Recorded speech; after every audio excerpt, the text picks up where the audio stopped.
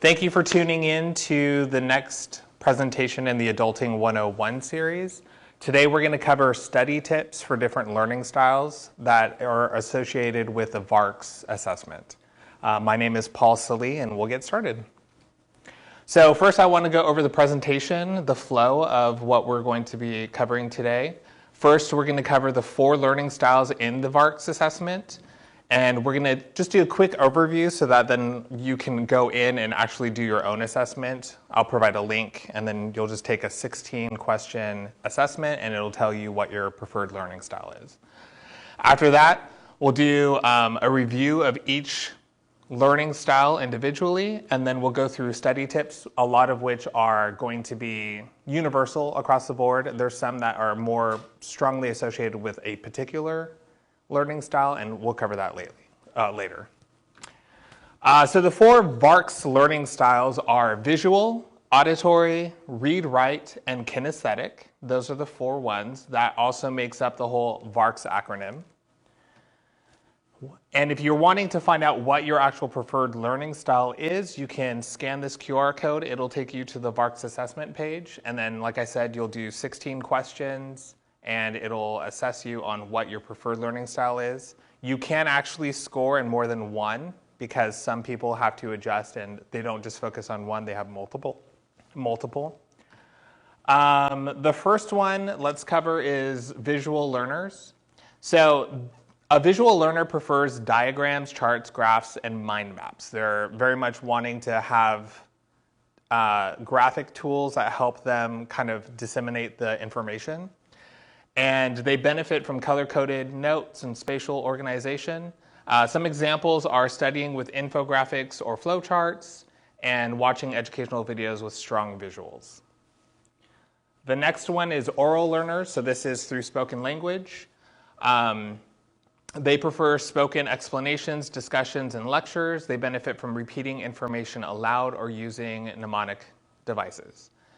Some examples: listening to podcasts or recorded lectures, or participating in group discussions or explaining concepts to others. So they really thrive in an environment where they can talk to another person and listen to information. Read-write learners, they prefer reading textbooks, taking detailed notes, and writing summaries. Those are also the people that might be highlighting while taking notes. They benefit from organizing information into lists and written explanation. Some examples are taking extensive notes during lectures or reading and summarizing textbook chapters. Kinesthetic learners, they prefer real-life examples, experiments, and physical activities. These are the people that like to do hands-on activities to kind of promote their learning. They benefit from role-playing, simulations, or building models. Examples: conducting science experiments instead of just reading about them. So the people that like to really do labs for science courses is an example. Using physical objects, blocks for math, to understand concepts. In education, there's something about manipulatives that you can work with to then kind of promote mathematical learning. That would be an example as well. And there are multiple learning styles. You can actually combine them. So sometimes it's hard for kinesthetic learners to actually find a modality in a classroom setting that will promote their learning. So they have to kind of piggyback on a different learning style. So you do kind of cultivate multiple learning styles if you need to. So many people use a combination of these styles, adapting based on the situation. So let's get into some study tips. There's 4 that I'm going to go over. The first one is the 5-25 rule. It's for productivity, enhancing that. Basically, what you'll do is you'll do an activity for 25 minutes, and then you want to take a 5-minute break. And the reason why this is beneficial is because there is something about a cognitive load, and when we kind of do something for too long, then it's not as effective if you don't take breaks. So for one example, have you ever found yourself reading a paragraph over and over again until it finally clicked? I've done that multiple times. I've read something over, and then I finally realize, oh, I'm reading the same thing over again, and now I'm trying to process it. So if you take breaks, then your cognitive load will be easier to handle. And that's the whole strategy behind the 5-25 rule. It's universal. Anyone can benefit from that, no matter what your learning style is. The next one is buddy system. So I highly recommend reaching out to classmates whenever you start a new class so that you can actually communicate with someone else. If you miss a class, then you have someone that you can contact and get information from. But more importantly, you can form study groups to go over material together. If you're an auditory learner, this is really important because then you have someone that you can communicate back and forth with. Sometimes flashcards alone are not good enough. You need someone to actually ask you a question and then for you to answer back.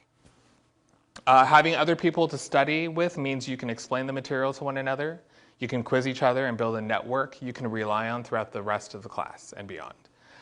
And Carey, in his book, How We Learn, he states that the best way to master something is to actually teach it. So the reason behind that is you're getting mastery in a subject because you have to answer why all the time. So whenever someone asks you a question and you kind of are just repeating what you've learned in class, but you don't really understand it, you then have to connect those dots together, okay? The next one is be thoughtful of your environment. I, for one, am not able to study at home. I don't know how many of you can actually study at home, but I'm too comfortable at home. So that is something to keep in mind. Find an environment, be consistent.